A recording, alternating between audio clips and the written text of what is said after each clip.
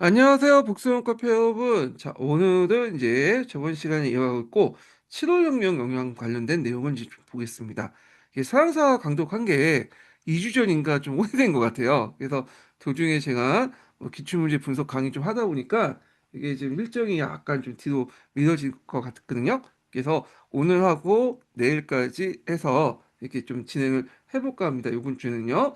자, 2월혁명, 7월혁명 관련된 내용은 영양 관련된 내용을 이제 좀 볼게요. 자, 요거 하기 전에 제가 예전에 한번 도식도 한번 제가 보여드린지 모르겠지만 7월혁명 관련된 내용은 이제 그 있거든요. 그래서 제가 새로 또 2월혁명하고 엮어가지고 한번 또 이렇게 만들어봤어요. 예. 그래서 요거 예전에 도식도하고 같이 연결시켜서 좀 보시면 될 텐데요.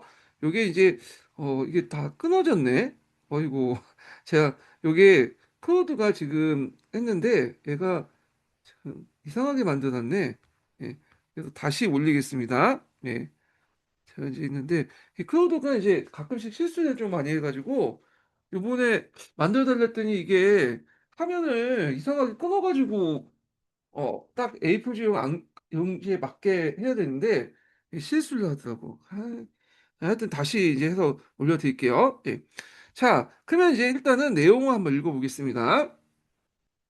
자, 여기 보면 7월 그 혁명의 영향은 곧 유럽 대륙의 전역에 파급되었다. 그래서 파리에서 혁명이 발생한 지 한 달씩 못해 8월 25일 날 벨기에의 브뤼셀에서 독립을 위한 자유주의 혁명이 일어났다. 이렇게죠. 자, 이때 이제 그 잠깐 그 앞에 비니 상황에서 좀 봐야 될 텐데 그때 이제 벨기에를 네덜란드에 합병을 시켰죠. 그리고 네덜란드가 원래 공화국이었는데 왕국을 만들었잖아요. 그거 이제 뭐냐면 프랑스를 견제하게 한 거야. 어느 정도 견제가 좀 등치가 있어야지 경제가 될 거 아니에요? 자, 그래서 이 과정에서 이제 했는데 여기에서 이제 문제가 뭐냐면 이 영국 상품이 이제 이렇게 그 통합되는 과정에서 영국 상품이 많이 유입됐어요. 그러니까 이제 벨기에 제조업자들의 어떤 그 불만들이 싹틀 수밖에 없잖아요. 예. 그래서 이런 경제적인 어떤 문제가 상당히 벨기에 독립하고 이제 또 연결될 수 있고요. 예. 그 외에도 이제 벨기에하고 네덜란드는 또 종교도 달라. 아, 네덜란드 같은 경우에는 이제 주로 신교도고 벨기에는 그 또 그 천주교잖아요. 이런 종교적 문제 이런 것들이 이제 있는데 자 이때 발달된 사건이 뭐냐 트리거가 됐던 게 뭐냐면 오스트리아 속해 있던 벨기에는 비인에서 이제 프랑스에 대한 견제 세력으로 네덜란드 강화를 위해서 병합됐는데 자, 이 병합은 벨기에 제조업자들에게 네덜란드 상업과 식민 혜택을 주긴 했지만 언어와 관습이 다르고 또 여기 보면 카톨릭 우세한 벨기에는 네덜란드 정치를 지배는 큰 불만이 되었다 등등 이런 경제적 어떤 이제 뭐냐면 여러 가지 이제 또 그 문화 종교적 문제들 때문에 이렇게 이제 다툼이 있었다 이렇게 보시는데 자 이거 언어와 간섭은 또 무슨 얘기냐 이건 뭐냐면 벨기에는 카톨릭을 믿는 데는 공통점이지만 또 그 안에서 두 개가 있어요. 하나는 프랑드 지역과 그다음에 와롱 지역이라고 해서 프랑드 지역은 예전에 네덜란드권이죠. 여기가 원래 중심지였잖아요. 와롱은 이제 프랑스어권이야. 그래서 여기도 이제 좀 약간 있고 지금 벨기에도 지역이 완전히 통합이 안 됐죠. 그래서 네덜란드어권, 프랑스어권이 따로 따는 거야. 예. 그래서 일단 이렇게 있는데 그래서 이렇게 있고 그래야 독립 원하는 민족주의가 싹트게 되었다. 그래서 이제 트리거가 된 사건이 뭐냐? 앞에 제가 조금 언급을 하려다가 좀 있어갖고 이제 쭉 배경을 얘기 다시 했거든요. 예. 그래서 8월 25일 날 그 당시 이제 한 브뤼셀 한 곡장에서 나폴레옹 혁명을 이제 소재로 한 연골 보고 있었던 간중들이 봉기되었다. 그래서 이때 네덜란드군에 대항한 혁명 세력은 처음에 산업 노동자였으나 점차 주도권은 시민 계급인 자유주의자에게 넘어가죠. 예. 그래서 여기에 그들은 1830년 11월에 전국 의회를 소집하여 독립을 선언하고요. 입헌 군주제 헌법을 제정했어요. 예. 자, 요게 이제 상당히 이제 뭐냐면 신의 한 수였는데 왜 신의 한 수였냐 하면 그때 이제 뭐냐면 그 요 뒤에 있지만 얘네들이 이제 그때 왕으로 내세웠던 사람이 누구냐면 영국이나 이 프랑스하고 연결돼 있던 사람이야. 그래서 왕을 일단 얼굴만 보면 영국과 프랑스와 이제 연결된 사람을 세워놓고 그 뭐냐면 이렇게 이제 독립을 선언하니까 이에 대해 영국과 프랑스의 적극적인 그 뭐냐면 옹호를 받을 수밖에 없겠죠. 근데 다른 나라들이 간섭 못해. 예, 그래서 이게 성공할 수 있었던 건데, 자, 그러면 내 보겠습니다. 입헌군주의 헌법을 제정했고 보통 선거를 채택하지 않았으나 선거권의 재산 조건은 영국이나 프랑스보다 훨씬 낮았고 새로운 왕으로서 독일의 소군주가 추대됐는데요. 이때 이제 이 소군주가 영국과 프랑스 왕실과 또 연결돼 있다는 사람 좀 기억을 해두시고요. 자, 그는 영국 왕 조지 4세의 사위로서 상처한 몸이었고 곧 누이 필립스가 결혼해서 이때 이제 프랑스죠. 그 영국과 프랑스의 적극적인 옹호를 받을 수 있었다. 그래서 그냥 벨기에는 영국부터 독립과 중립을 보장받았고 네덜란드는 무력 탄압의 시도는 영국과 프랑스의 군사력 개입. 왜냐면 이제 이 사람이 그 조지 4세 예전 그 사이였고 또 누이 필립하고 이제 또 이렇게 결혼했잖아요. 그러니까 이제 영국과 프랑스가 도와줬던 거죠. 그래서 네덜란드도 1839년에 벨기에 독립에 네덜란드도 1839년에 벨기에 독립에 정식으로 승인하였다. 이렇게 이제 보시면 되겠습니다. 자, 근데 이게 좀 눈여볼 게 뭐냐면 네덜란드의 이제 독립 자체가 그러니까 벨기에 독립 자체가 물론 이제 이렇게 이제 연결됐기 때문에 왕실과 연결됐기 때문에 이제 한 것도 있지만 또 영국 입장 올 때는 이 벨기에가 다 바다 건너에 있거든 바로 그렇기 때문에 일종의 유럽의 완충지대 역할을 한 거야. 영국 입장 올 때 이 벨기에 바로 있기 때문에 벨기에의 일종의 완충지대로서 영국의 어떤 지원을 받고 이렇게 완충지대 하면 여기 이제 그 영국 본토 이렇게 넘어가려고 하는 세력들을 좀 차단할 수 있거든요. 그래서 요 벨기에는 상당히 영국의 입장을 때는 핵심 이익지 그 지대고 여길 건들면 자연스럽게 영국이 자동 참여가 돼요. 그래서 그때 영국이 이제 1차 세계대전 때 자동으로 이제 참여했고 뭐 2차 세계대전도 그렇지만 똑같이 참여한 계기가 됐던 게 이 벨기에를 독일에 건너놨기 때문인 거죠. 이 벨기에 뚫리면 곧바로 영국 본토에 독일군이 밀어붙이니까 바다 건너서 가서 그래서 이제 이렇게 벨기에가 상당히 영국의 안보에 상당히 중요한 어떤 지정학적 위치에 있다 이런 것도 이제 같이 보시면 되겠습니다. 근데 벨기에를 제외하고는 실제로 이제 큰 성과는 못 이뤘다. 특히 동유럽이나 이탈리아 지역 같은 데서는 번번이 이제 실패를 했어요. 예. 그래서 이제 했는데 자 이거 한번 읽어보겠습니다. 18세기 말 국토가 완전히 분할되고 비내에서 실질적으로 러시아의 지배가 되었던 폴란드에서는 1830년 11월 바르샤바의 사관 후보생들의 봉기를 혁명을 시작했다. 그러나 혁명 세력들은 대기적 중심이고 보수적인 백색파와 중소지주 중심으로 약간의 진보파는 적색파로 분열됐고 두 파 모두 국민의 대다수를 점하는 농민의 지지를 받지 못했어요.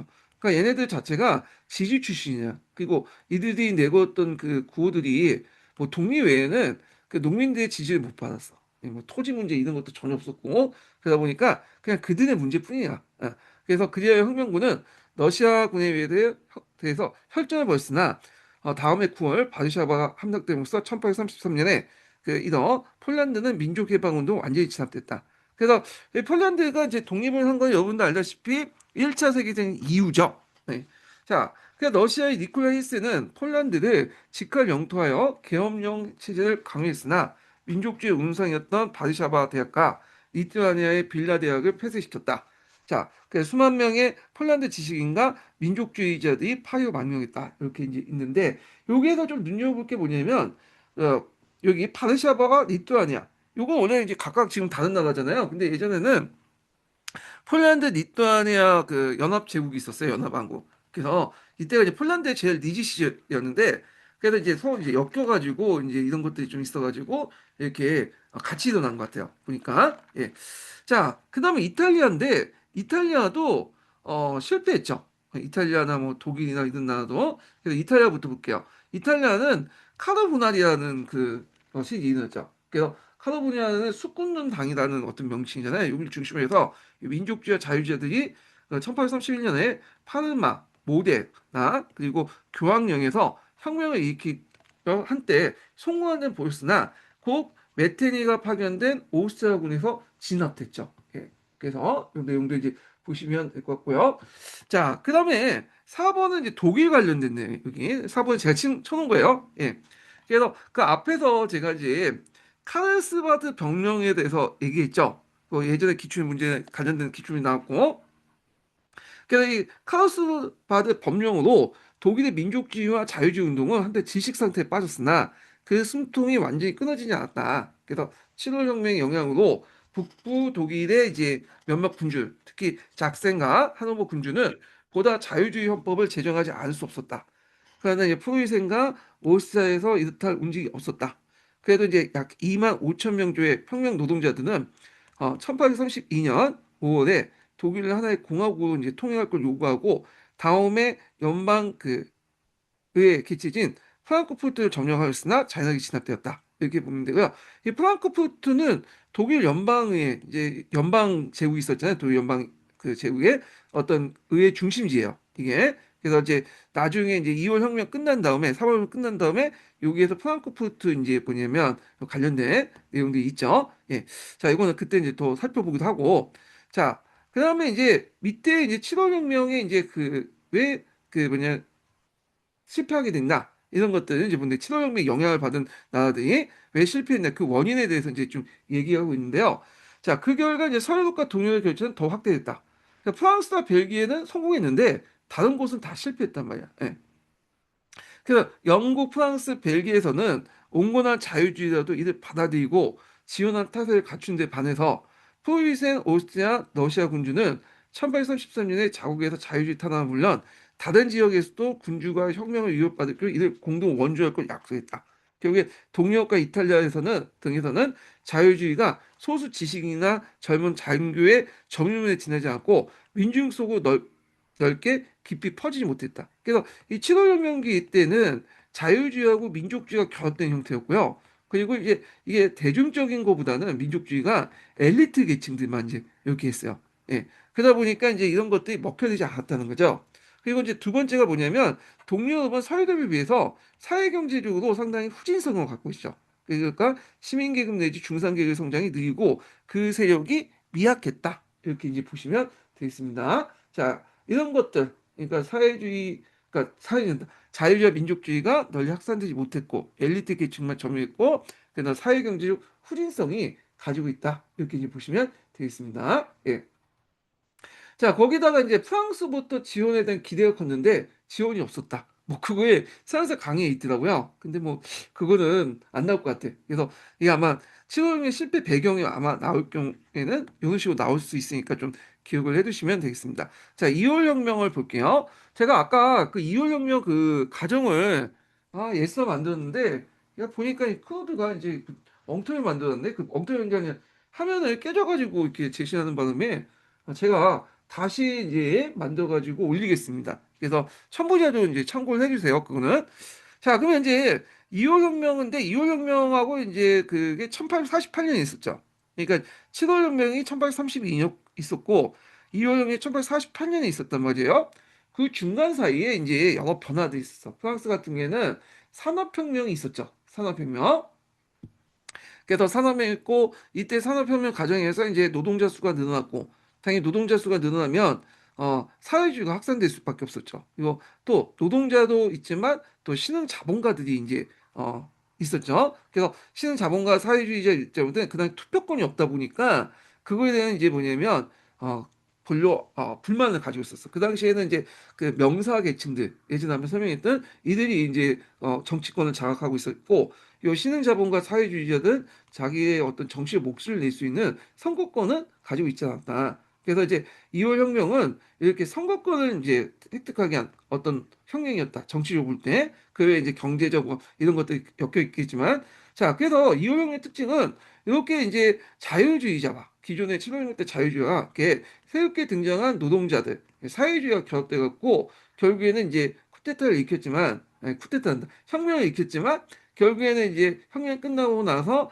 사회주의자들 노동자들이 이제 뭐냐면 뒤통수를 얻어맞고 뭐냐면 이 자유주의를 중심으로 해갖고 이제 그 정권이 이제 만들어지고 그들하고 또 농민들하고 결합되고 누굴 이제 지지하게 되죠? 나폴레옹 3세를 지지하게 되죠. 요걸 이제 좀 기억을 해두시면 되겠습니다. 자, 그러면 이월혁명 관련된 내용들을 이제 좀 볼게요. 자, 그럼 한번 읽어보겠습니다. 자, 여기 앞부분에는 이월혁명이 왜 일어났는가라는 이제 것을 얘기하고 있거든요. 그래서 한 네다 그 한 네 개에 거쳐서 이제 하나, 둘, 셋, 넷, 그러니까 네 개 정도 이렇게 언급하고 있는데 먼저 첫 번째를 보겠습니다. 자, 7월 왕정은 보르본 복고 왕조에 비해서 자유주의고 선거권도 확대됐으나 그것은 은행가와 대상호업자 그 일부 분홍의 항쟁이다. 그러니까 약간 좀 더 한정될 뿐이야. 그래서 이러한 7월 왕정에 대해 7월 혁명의 실질적인 혁명세였던 공화주의자나 수공업자를 포함해서 노동자들의 불만은 그것은 당연한 거고 그리고 1830년대부터 본격 진행되고 있는 산업혁명은 명사들이 지배한 7월 왕정에 대한 불만을 더 고조시켰다. 이렇게 했죠. 예. 그래서 이때 명사들이란 것이 뭐냐? 예전에 한번 설명했는데 재산과 사회적 지위를 갖춘 소수 엘리트 계층을 해요. 예. 이게 상위 뭐 0.01% 이렇게 있는데 그때 이제 7월 왕조의 총리가 됐던 기조가 한 유명한 연설이 있어요. 그냥 부자가 되시오. 그러니까 이제 노동자들이 선거권 달려가니까 부자가 되면 선거권 줄 테니까 먼저 부자가 되라. 이런 것들이 이제 7월 혁명의 이제 그 왕정의 어떤 성격을 가장 잘 보여주고 있는 내용이죠. 자, 그러면 이제 또 보겠습니다. 자, 프랑스는 두 번째 이제 내용인데 사회주의와 관련된 내용이야. 그러니까 프랑스는 원래 소토지 소유자의 농민의 나라로서 소농들이 지배하고 있었죠. 자, 이는 프랑스 혁명 경과되면서 더 강화되었다. 앞에 이제 그 프랑스 혁명 때 귀족들 땅을 이제 뭐냐면 뺏어가지고 농민들이 매각을 했잖아요. 그래서 국민공회 때 이걸 짧게 짧게 매각을 해서 농민들도 일종의 이 땅을 사들이면서 일종의 보수화됐다고 했죠. 이 농민들이. 자, 그런 것도 있고 자, 수급이 영국에 비해서 상당히 늦게까지 잔존했고, 프랑스 같은 경우에는 예전에 한번 얘기했는데, 산업혁명이 영국보다 늦었어. 결정적인 게 뭐냐면, 석탄이 별로 없었어, 그래. 수력에 의존할 수밖에 없고, 그러니까 대량 생산보다는 소량으로 조금씩 생산하는 그 소비재, 특히 이제, 이때 소비재라는 건 좀 명품 같은 거 있죠. 그래서 석탄을 중심으로 대량 생산은 나중에 이제 등장한 거야, 이거는. 근데 일단, 이런 소량의 명품 중심이기 때문에, 그 명품 중심의 어떤 생산 체계가 딱 만들어놨기 때문에 경로 의존성에 따라 이쪽 쪽으로 이제 발달할 수밖에 없는 그런 상황이었죠. 자, 뭐 이렇게 있고. 자, 그러나 상업의 진행은 특히 대도시를 중심으로 공장의 집중 형성이 가졌고 공장의 노동자 수도 증가했다. 그래서 이제 자연스럽게 공장의 노동자 수가 증가되니까 사회주의자들이 증가할 수밖에 없겠죠. 예. 그래서 노동자들의 단결은 대혁명기에 요거 국민의회 때 사표해법 예전에 얘기했죠. 사표해법을 금지다 했으나 그는 상호부조와 목적을 위한 결사를 통해서 서로 단결을 강화했으며 이 무역부터 나타나기 시작한 여러 가지 사회주의 사상에 영향을 받아 강력한 정치 세우고 등장하게 되었다.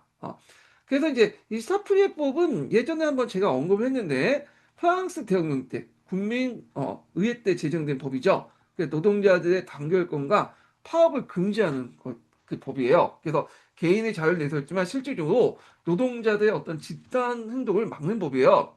이 법이 이제 그 뭐냐면 1830년에 40년대 계속 유지가 됐었거든요. 노동자들은 이제 이 법을 피하기 위해서 상호부조협회라는 노동조합이 아니라 일종의 친목단체죠. 같은 우회적 형태로 결사를 유지하게 됐고, 그리고 이 시기 때 이제 생시먼 프리엥, 뭐 프로동, 의이블랑 같은 그 사회주의 사상들의 영향이 또 노동자들에게 이제 퍼지기 시작해요. 예. 근데 우리가 이제 사회주의 하면 마르크스 레닌주의, 마르크스 사상만 생각하는데 이때는 그 마르크스가 아니었죠. 활동은 이제 그 뒤에 얘기고 사회주의는 마르크스를 포함한 여러 이제 초기 사회주의자 다 포함됐다 이렇게 보시면 돼요. 그래서 이들에게 영향을 미친 거는 생시문화 프리행, 프로든 같은 그러니까 초기 사회주의자 이렇게 이제 보시면 되겠습니다.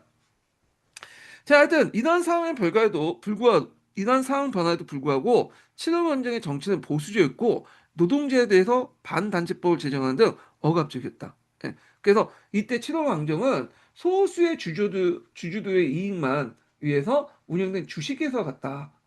약간 이 주식회사의 비유가 상당히 날카롭죠. 이때 주주라는 거는 유권자가 극소수라는 거야. 그러니까 극소수의 이익만 위해 운영되는 국가, 주식회사와 다를 바 없다. 그러니까 이제 마르크스가 이제 그 공산당 선언에서 이 국가라는 존재를 이렇게 있죠. 부르주아의 집행위원회. 그러니까 딱 들어맞아. 예. 그래서 이런 부르주아 집행위원회 정도 이렇게 있고, 자, 세 번째 보겠습니다. 산업혁명이 일어나면서 이때 또 이제 신흥 자본가 계층들이 있었죠. 이 신흥 자본가 계층들도 뭐냐면 투표권이 없었어. 아직까지. 자, 그래서 이제 읽는데 신흥 자본가들 크게 실망시킨 것이다. 해외 시장의 기척을 강하게 심어오는 신흥 자본가들을 크게 실망시킨 것이었다. 자, 요건 이제 앞에 부분 제가 읽고 안 읽었는데 왜냐면 외교 정책 또한 영국과 러시아를 뒤쫓는 쫓아내는 소극적이기 때문에 이걸 적극적인 해외 시장을 기초한 강하게 실망했던 신흥 자본가들 크게 실망한 거다. 여기죠? 잠깐만요.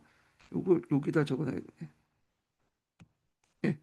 자, 그래서 이렇게 이제 그녀 이제 7월 왕정에 대한 불만이 강범위하게 퍼지게 되었으므로 자, 그런 불만은 그 당시 선거권 확대의 요구와 집약되었다. 그 다음에 이제 네 번째 볼게요. 자, 이게 이제 경제적인 거죠. 그 당시 경제적인 그 당시에 이제 그 흉년 관련된 내용이야. 흉년. 그러니까 경제적인 것과 또 연결돼 있죠. 자, 그래서 1846년에서 47년 이제 농사의 흥작은 공업에 파급되어 전반적인 경제 위기를 몰고 왔으며 대량 실업과 도산이 소출하였다.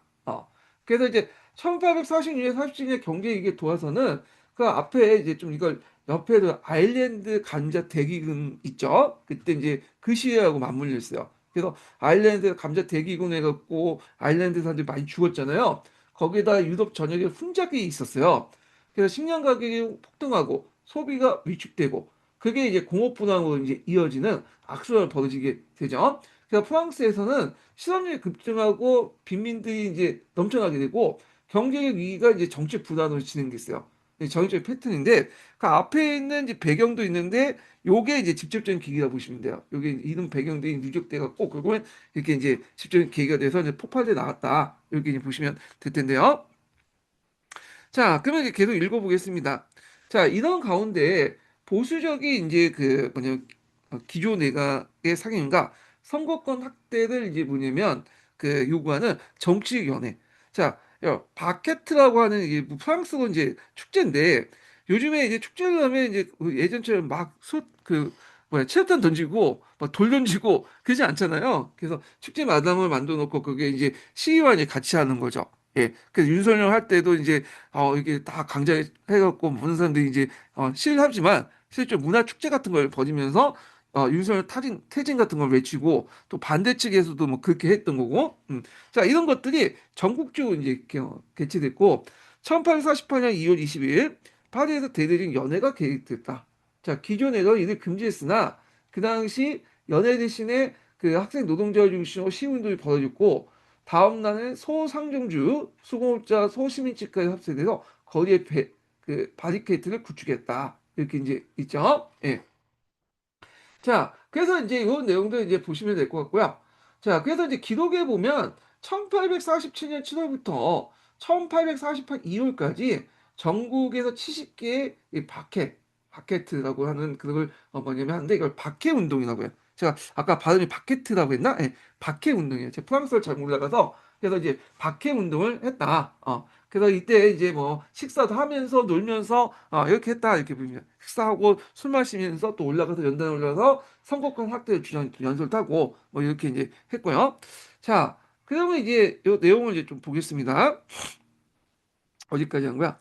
자, 기조 내각이 이를 금지, 여기까지. 자, 기조의 정책이 이제 습격을 받고, 여기, 기조는 이제 앞에서 7월년 때 그 주도했던 자유주의자죠. 이때는 이제 보수주의자죠. 그러니까 자유와 보수인데, 자유주의면서 보수주의자. 이렇게 보시면 돼. 그러니까 그때 당시에는 이제, 예전엔 진보였지만, 이제 그 당시에 이제 사상적 지형을 볼 때는 정통 루이 필립 왕조를 지키려고 하는 그런 이제 보수주의자죠. 예, 실을 왕정을 지키는 보수주의인데, 자, 하여튼 기조의 정책이 이제 습격을 받고 수비하던 군대 발표로 사상자가 발생하자 혁명적인 분위기가 더 고조됐다. 그 2월 24일 날 시청이 정전되고 왕의 거처가 습격받자 평민왕을 자처했던 노년의 누이필립은 왕에 물러났다.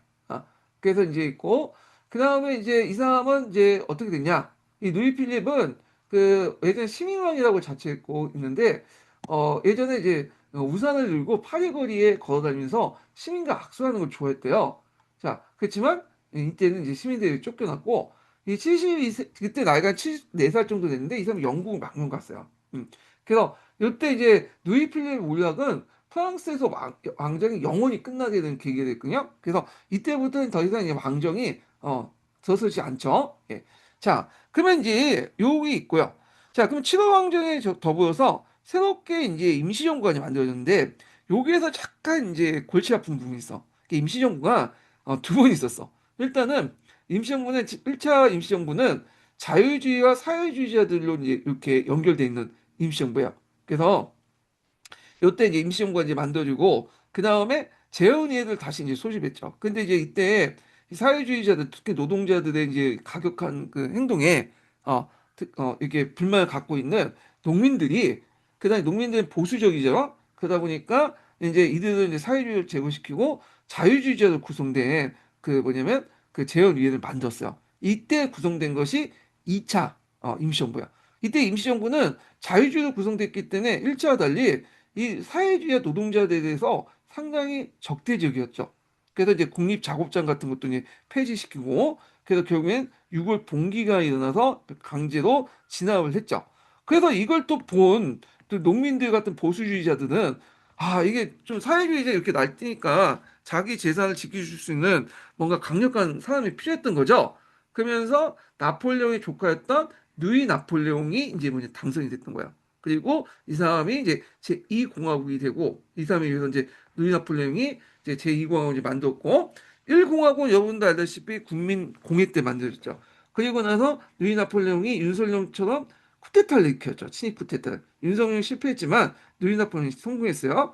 그래서 국민 투표를 통해서 제2제정 자기 이제 그 3초에 이어서 제2제정을 이제 만들었다. 이렇게 이제 보시면 되겠습니다.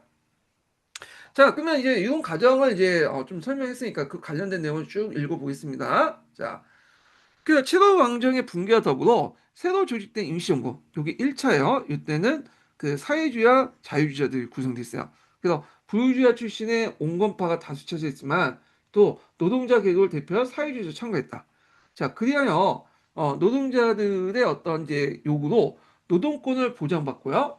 그다음 노동자의 결사의 자유를 인정받으며 실업자 구제를 국립작업장을 설치했다. 자, 이 국립작업장 꼭 기억을 해주세요. 예전에 기출문제 나왔던 거죠. 그래서 이때 이 임시정부에 참가했던 사회주의자 중에 하나가 뭐냐면 뒤에도 잠깐 이제 사회주의 역사에 대해서 좀 얘기할 텐데 누이 블랑이라는 사람이에요. 누이 블랑. 네. 이 사람하고 그 다음에 이제 노동자 대표였던 알베르라는 사람이 있어요. 알베르.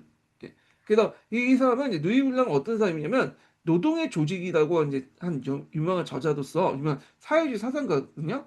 그래서 이제 그가 이제 거기에서 뭘 주장이냐면 국립작업장 같은 걸 주장해요. 그래서 이 국립작업장이 뭐냐?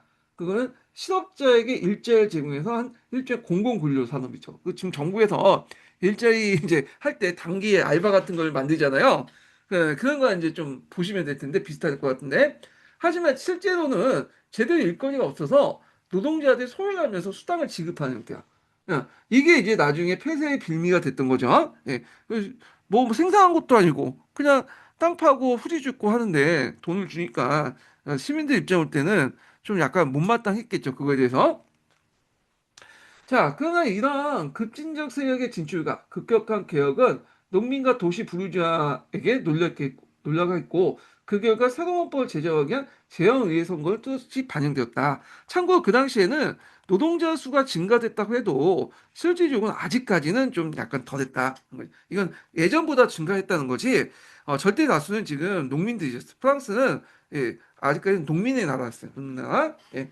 자, 그래서 이게 쪽수에 밀리는 거냐. 결국에는 유럽에서 이제 처음으로 성년 남자들 보통 선거를 실시된 선거에서 900명의 위원 중에 800명의 절대 다수가 온건판 공화파였다. 그러니까 자유주의였다는 거죠. 예. 그래서 이때 이제 이들에 의해서 2차 임시정부가 만들어져요. 그러니까 이제 1차와 이제 상황이 완전히 달라진 거죠. 예. 그래서 이제 이렇게 있고, 그래서 이제 이때 있고, 그 여기에 좀 흥미로운 대목이 있는데 보통 선거를 해봤더니 급진파가 아니라 온건파가 압도적으로 이긴 거예요. 근데 왜? 아까 이제 프랑스 인구의 대다수가 뭐가 있죠? 보수주의 농민들이죠. 농민들은 자기가 가지고 있는 그때 이제 그 프랑스 혁명에서 이제 얻은 그 땅을 사회주의자들이 개혁을 통해 뺏을 거라고 두려워했어. 네. 그러니까 이 보통 선거가 반드시 급진적 결과를 낳지 않다는 역사적 교훈이고 여기에 이제 농민들이 보수화 이런 것들이 상당히 항복했다. 예전에는 프랑스 혁명 초기 때는 농민이 상당히 뭐냐면 진보적이었죠. 근데 자기 걸 가지고 있고 이제 지킬 게 있으면 사람이 보수화될 수밖에 없어. 예, 그런 게 있는데 자, 근데 여기 주의할 것은 뭐냐면 이 프랑스라는 나라가 상당히 보수적인 게 있어요. 예, 보통 혁명의 나라라고 하잖아요. 예전에도 말했지만 혁명의 나라인데 근데 예외적으로 되게 보수적인 게 있어. 하나가 뭐냐? 종교, 이 카톨릭 문제하고 여성의 문제야. 예, 그래서 다른 유럽에서는 다 이제 뭐냐 선거권을 줬는데 여자가 언제였냐? 1946년 그때 드골 대통령이 했죠. 예, 제가 1944년이라고 예전에 저게 46년이에요. 예. 그래서 이때 이제 여자들에게 이제 선거권을 준 이유가 뭐냐면 여자들은 이 보수적이고 안정적인 걸 추구하기 때문에 사회주의자들에게 표를 안 찍을 것이다. 라는 드골 대통령의 어떤 판단에 의해서 여자들에게 선거를 줬다고 해요. 순전히 정치적 판단인데 자, 하여튼 되게 늦었어. 프랑스가 제일 늦어. 다른 나라 이미 줬는데. 이게 왜 제가 얘기하고 있냐면 요게 예전에 기준이 나왔어요. 이게 프랑스의 선거권, 여성 선거권 언제 주냐. 예. 그래서 나팅기얼의 그 뭐냐면 국가들이 좀 약간 늦어요. 근데 프랑스가 훨씬 또 나팅기얼의 그 국가보다 훨씬 더 늦었다. 이렇게 이제 보시면 되겠습니다. 자, 그래서 이제 또 보겠습니다. 읽어볼게요.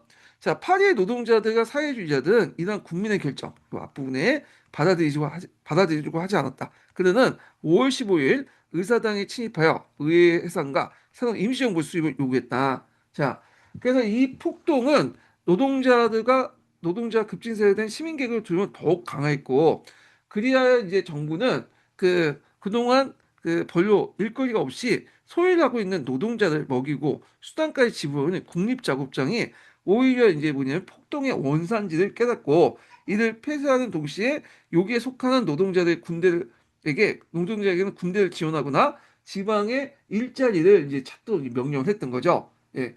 그래서 이제 파리 노동자는 이에 반항해서 6월 23일 날부터 26일까지 거쳐서 그 격시한 폭동을 일으켰거든요.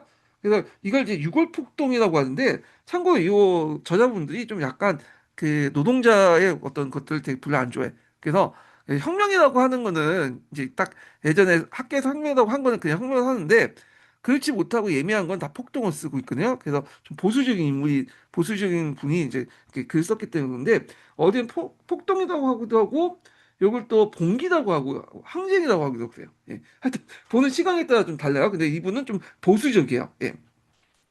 자, 하여튼 이 6월 폭동을 일으켰는데 카베나 장군이 군대에서 진압되었다. 네, 이렇게 이제 있는데 자, 하여튼 6월 폭동, 또 6월의 날들 프랑스는 이제 이렇게 얘기하는데 프랑스 역사 최초의 본격적인 계급 충돌로 이제 본격 평가받고 있거든요. 약 4만 명에서 5만 명의 노동자들이 바리케이트를 쌓고 저항했어요. 그 당시에는 프랑스 그 파리가 시가지가 이렇게 방사형으로 요게 이제 계획된 거는 나중에 이제 나폴레옹 3세가 했던 거고 이게 오스만 그 뭐냐면 귀족인가? 하여튼 오스만한테 시켜갖고 이제 한 거고 그때는 꼬불꼬불 그랬어요. 이전 시가지가 이렇게 반듯반듯하지 못하기 때문에 골목골목이 되게 많았어. 그래서 거기에 바리케이드 치고 저항하고 그랬던 거냐? 그러니까 7월혁명과 2월혁명이 성공할 수 있었던 이유가 이렇게 이제 시가전이 가능했던 도시 구조 때문에 그런데 하여튼 그 당시에 이제 이 카르네 장군이 이제 이 군사적으로 이 바리케이트를 다 철거하면서 공격하면서 그때 1,500명이 전사하고 수천 명이 체포됐다고요. 토프비는 이제 이 폭동을 보고 이것이 정치적 투쟁이 아니라 계급 전쟁이다 이렇게 기록을 하면서 2월 혁명이 자유주의 혁명이었지만 이 6월 항쟁 또 폭동은 그러니까 6월의 날들은 그 속에 사회주의 요소가 분리돼 나온 사건이 나올 수 있다. 그러니까 자유주의와 2월 그 사회주의자들이 분리된 어떤 계기고 최초 프랑스에서 일어난 사회주의자들의 어떤 그 계급 투쟁 그런 거다 이렇게 보시면 되겠습니다.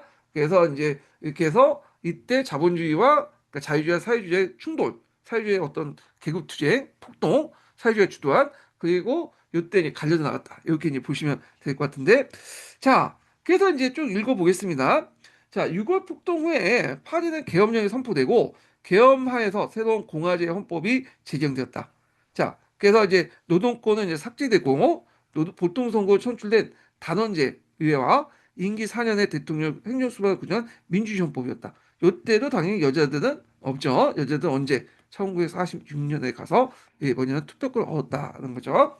자, 이 헌법에 입각해서 1848년 그 당시 이제 뭐야, 어디까지 읽었죠? 자, 이 헌법에 입각해서 1848년 12월에 대통령 선거를 실시되었으나 그 결과는 놀라운 것이었다. 그래서 800만의 이제 뭐냐면 이렇게 이제 다당 투표에서 진정 공화파 새 입후자는 불과 50만에 미달되는 투표밖에 못했고 그날 실제로 파리를 군사를 지배해온 카베네 장군은 150만 표. 그리고 이게 좀 눈여볼 게 나폴레옹의 조카 누이 나폴레옹 보나파트가 550만 표는 압도적인 다수로 공화국의 대통령이 되었다. 그죠? 자, 여기에서 550만 표. 이거는 왜 이렇게 나폴레옹이 2위 후보였던 이제 카베네 장군을 제치고 그것도 상당히 많은 표를 격차를 가지고 이겼잖아요. 그럼 왜 그럴까요? 일단 6월 폭동의 민심이 노동자 사회주의에 떠났어. 예. 그리고 나폴레옹이라는 어떤 이름의 후광 있죠. 딱 나폴레옹 하면 뭐야? 전 세계를 지배했고 프랑스의 어떤 위대함을 드러냈던 인물이잖아요. 이건 이제 일종의 민족주의죠. 보나파르트니즘이라고 하는데 이 누이 나폴레옹이 당선될 수 있었던 것은 이 보나파르트 같은 프랑스 민족주의야. 그래서 이 나폴레옹 3세의 통치는 민족주의를 바탕으로 했다. 이렇게 이제 보시면 될 텐데요. 자, 그래서 1840년에 나폴레옹 1세의 유해가 세인트 헤레나에서 파리로 이장됐거든요. 그래서 이때 이제 요 따마침 이제 이장했는데 이때 이제 나폴레옹 신화가 났던 거죠. 그리고 또 누이 나폴레옹 본인의 또 정치 역량인 10년도 거의 알려지지 않은 상황에서 그 이름 하나 당선된 거야. 뭘로? 그 당시 나폴레옹의 조카라는 이름으로 상당히 이제 했다는 거죠. 자, 그다음에 이제 요 이호혁명의 특색, 성격이 또 나와요. 이호혁 특성. 자, 앞에서 얘기했지만 이호혁명은 기본적으로 자유주의 혁명이야. 그렇지만 거기에 이제 노동자와 사회주의가 결합된 혁명이다. 이렇게 이제 보는데, 자, 그래서 이게 7월혁명하고 차이가 있죠. 7월혁명은 순수한 자유주의 혁명이었잖아요. 근데 2월혁명은 자유주의와 사회주의가 결합된 혁명이었다는 거죠. 그런데 이제 그 결합이 상당히 불완전했기 때문에 혁명과 분열이 일어날 수밖에 없는 그런 거죠. 그래서 앞에서 얘기한 것처럼 이게 이제 계기가 됐던 것이 이제 분열 분열이 일어나는 어떤 이제 폭발점이 됐던 것이 6월 폭동 아니에요? 예. 자, 그래서 이제 이런 내용도 있고 계속 읽어보겠습니다. 자, 그래서 이제 그 결과 당시도 급진적이고 사회적 정책을 채택됐고 국민노동자기 누이블랑 예. 그것이 시민계급과 보수적인 농민층의 두려움을 낳게 했으며 계급투쟁의 양성을 띈 6월 폭동은 민심을 결정적으로 노동자 사회주의로 떠나게 되었다. 자, 이런 사태의 진정과 그 민심의 동향, 그리고 1840년대 세인트 헤르나의 그 유해가 이제 돌아온 그 뭐냐면 이 센트라고 돼 있네. 이거 좀 오타 좀 가끔 사랑사 개론 읽어보면 오타가 좀 많아. 옛날 책인지 모르겠지만 오타가 좀 많거든요. 예, 이건 틀렸기 때문에 확실히 잠깐만 이게 팩트가 아니고 틀렸죠. 그 뭐야? 센트가 아니라 세인트죠, 세인트. 세인트. 네.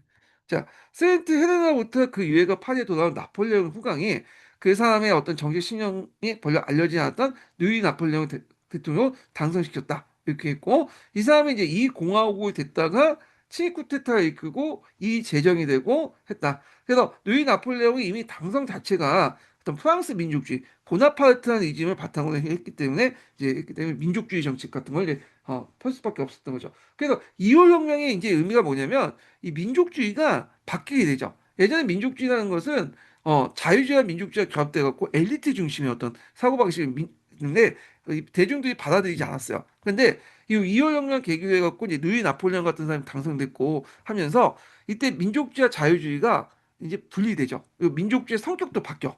이건 뒤에 좀 정리를 하겠는데. 자, 그래서 이거 관련된 내용이 예전에 기출문에 나왔던 거죠. 그 다음에 또 이제 예전에 나왔던 게 국립노동자, 그 국립작업장, 예, 국립작업장을 이제 탄압했던 6월 폭동 관련된 내용도 예전에 기출문이 나왔으니까 좀 파두시고요. 그 다음에 이제 2호 혁명의 어떤 이제 뭐냐면 그 학상 관련된 내용을 보겠습니다. 요게 또 중요해요. 이게 되게 7호 혁명은 별로 안 나오는데 2호 혁명이 이제 주로 나오잖아요. 그래서 요게 이제 되게 중요한 부분인데 자, 요 부분을 이제 좀 보겠습니다. 예. 자, 근데 제가 이제 언제 했죠? 하다 보니까 정신이 없네. 예. 그래갖고 여기 보니까 어, 5시 제가 이제 이렇게 한번 했나? 잠깐만. 어, 요거를 좀 쉬었다가 진행하겠습니다. 제가 잠깐만 몇 시에 3시에 해가지고 4시 네, 좀 쉬었다가 진행할게요. 예. 지금 쉬었다 진행했나? 좀 많이 한 것 같긴 한데 어 일단은 쉬었다 진행하겠습니다. 예.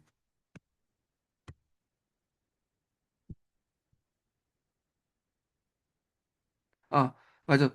두 번째 인증문 알려드릴게요. 두 번째 인증문 알려줘야지. 두 번째 인증문은 65번입니다. 예, 두 번째 인증문 65번이에요.